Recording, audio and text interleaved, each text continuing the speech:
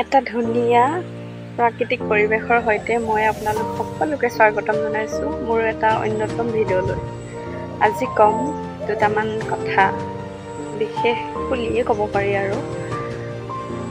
মানুহৰ মৃত্যুৰ পিছত যিখিনি আপুনি কৰিম বুলি ভাবিছে সেইখিনি মৃত্যুৰ আগতে কৰিব। মানে কিছুমান কাম, যিবোৰ কাম মই ক'বলৈ গৈ আছোঁ। ধৰক মোৰ এটা আশা আছে, মই মোৰ এই ইউটিউব চেনেলটো লোকে যেনেকৈ আগবঢ়াই নিছে ময়ো আগবঢ়াই নিয়াত মানে মোৰ বহুত হেঁপাহ, যাতে মই আগবাঢ়িব পাৰোঁ অলপ, তেনেকুৱা ধৰণৰ মোৰ মানে আশা আছে। ছ'চিয়েল মিডিয়াখনত অলপ নিজকে চিনাকি কৰিবলৈ, গতিকে এতিয়াহে আশা ন। মানুহৰ আজিকালি মৃত্যু ক'ব নোৱাৰি, কোনে জানে মৃত্যু কেতিয়া আহে কাৰ জীৱনত। গতিকে আজি আছোঁ কালি নাই, নাজানো।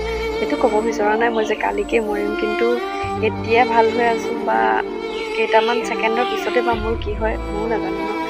গতিকে মোৰ মৃত্যুৰ পিছত কৈ লাভ নাই, বা সেই যে ৰিপৰ্টাৰসকলে চিঞৰি কয়, তাই বৰ আশা আছিল চেনেলটো আগবঢ়াই নিবলৈ, কিন্তু তাই সপোন আশা সকলো সপোন হৈয়ে ৰ'ল।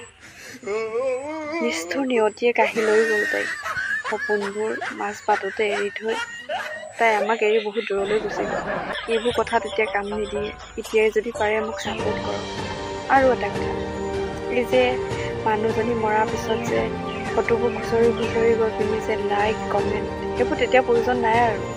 তাই তেতিয়া মৰাৰ পিছত ইনষ্টাগ্ৰাম বা ফেচবুক বা যিকোনো ইউটিউব চেনেলটো চলাবলৈ তাই ঘূৰি নাহে আৰু, মৰি গ'ল আৰু, নাইকিয়া হৈ গ'ল। গতিকে ছাপোৰ্ট কৰিব যদি মন আছে আগতে কৰিব। মৃত্যুৰ পিছত খুচৰি গৈ তাই বৰ ভাল অভিনয় কৰিছিল, মানে এইটো কণ্টেণ্ট হিচাপে লৈ ব্যৱহাৰ কৰিব নাপায় আৰু। যদি মন আছে আগতে কৰক, যদি ভাল লাগে আগতে ছাপোৰ্ট কৰক।